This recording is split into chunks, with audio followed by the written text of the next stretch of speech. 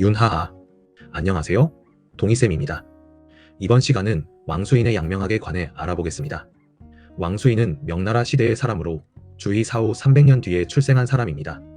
그는 육구연의 심학을 계승하여 마음에 관한 논의를 완성했다는 평가를 받고 있습니다.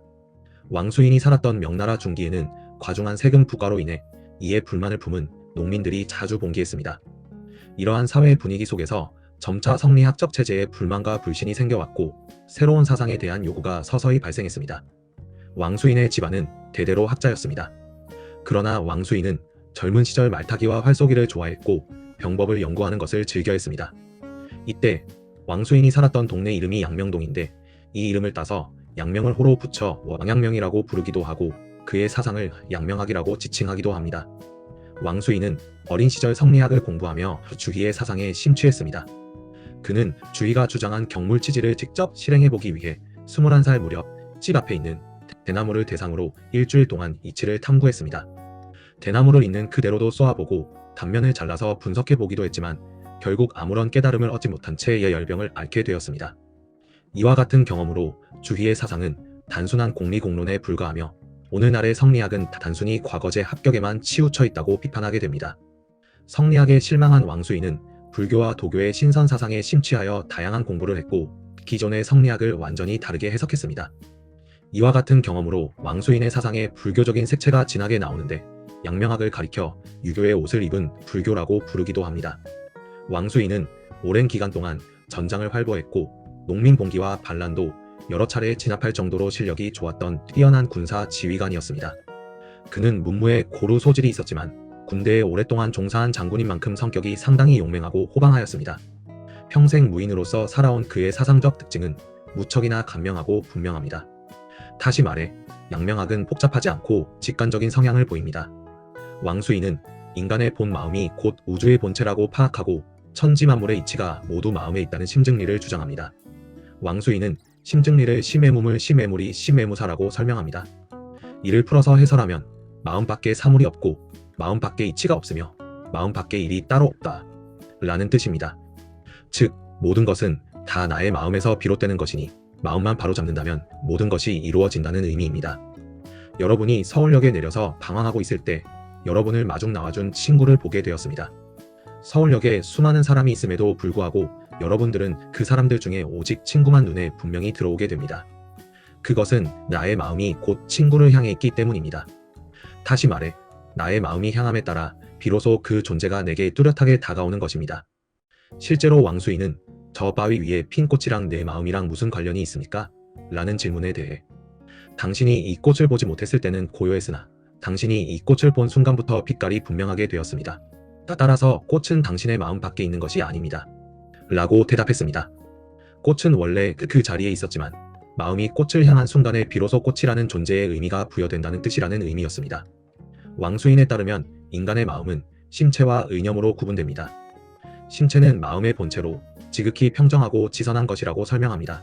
마음의 본체가 평정하고 지선함에도 불구하고 이러한 마음에서 생겨나는 뜻, 의념으로 인해 지각, 욕망, 감정작용이 발생하여 사욕이 발생한다고 파악합니다. 따라서 왕수인은 의념에서 발생하는 사욕만 제거한다면 즉시 마음 본연의 지극한 선으로 돌아갈 수 있다고 주장합니다. 그리고 성리학에서 주장하는 사단, 사덕, 미발, 이발은 사실상 심체를 다양하게 표현하는 것에 불과하니 지리하게 말을 더할 필요가 없다고 지적합니다. 왕수인은 표의 이치는 어버이에게 찾는 것이 아니라 내 마음속에서 찾아야 한다 라고 설명하며 모든 것은 마음에서 비롯된다고 재차 강조합니다. 마음의 본체, 즉 심체로 돌아가기만 한다면 모든 것이 밝고 분명하게 빛나게 됩니다. 즉 모든 인간은 심체를 있는 그대로만 잘 간직한다면 성인이 될 수 있습니다. 맹자에 따르면 모든 인간은 선천적으로 도덕적 판단 능력인 양지를 지닙니다. 왕수인은 맹자의 양지를 계승하여 환경이나 교육의 도움을 받지 않고도 누구나 자연스럽게 도덕적 직관 능력을 지니고 있으므로 이러한 양지를 막힘없이 실현하기만 한다면 모든 것이 이루어질 것이라고 주장합니다. 양지를 다른 말로 십이지심이라고 부를 수 있는데 심체가 발현되어 나온 자연스러운 도덕적 직관 능력이 바로 양지라고 이해하면 되겠습니다. 이때 양지를 막힘없이 실현한다 를 치양지라고 하는데 왕수인의 양명학에서 가장 중요한 개념이라고 할 수 있습니다.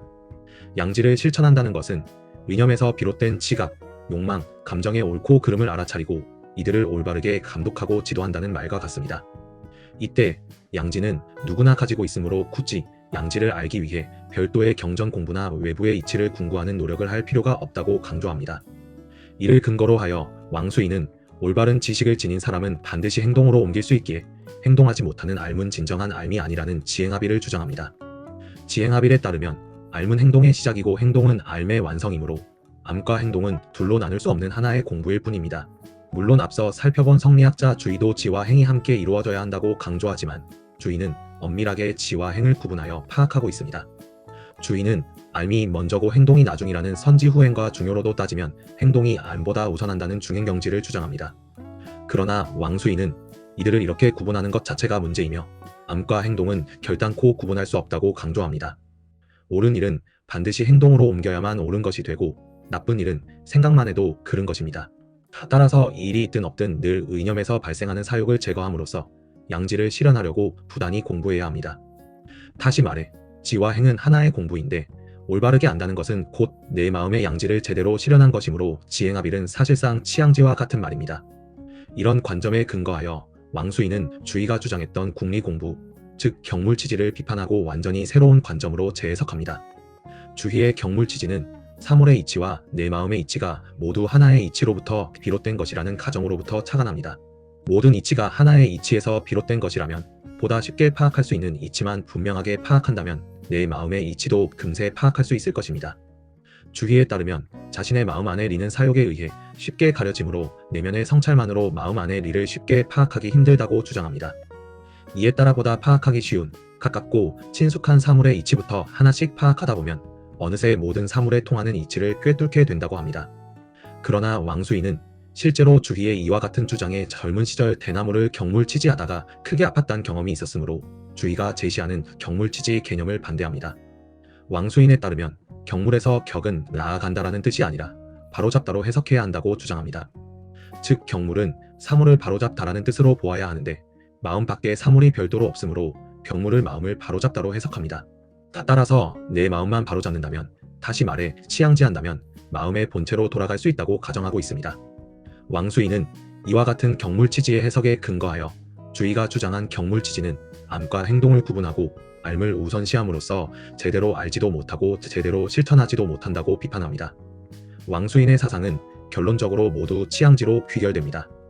쉽게 말해 모든 것이 우리의 마음에 있으므로 자신의 마음만 바로 잡으면 모든 것이 이루어진다는 주장입니다. 앞서 설명한 대로 왕수인은 무인이기 때문에 복잡한 이론적 논의를 최대한 지양하고 간단하고 분명하게 핵심만을 이야기하고 있습니다. 왕수인의 양명학은 명나라에 유행하였고 성리학이 주류였던 조선에도 전파가 되는데 정제두가 양명학을 이어받습니다. 그리고 정제두를 중심으로 인천의 강화도에서 모인 강화파가 형성되었고 이 강화파가 훗날 실학의 형성에 크게 영향을 주었습니다. 관련된 이야기는 근대 한국 사상 파트에서 다뤄보도록 하겠습니다. 오늘 강의는 여기까지였습니다.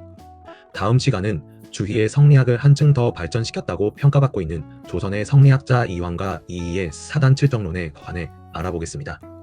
그럼 윤바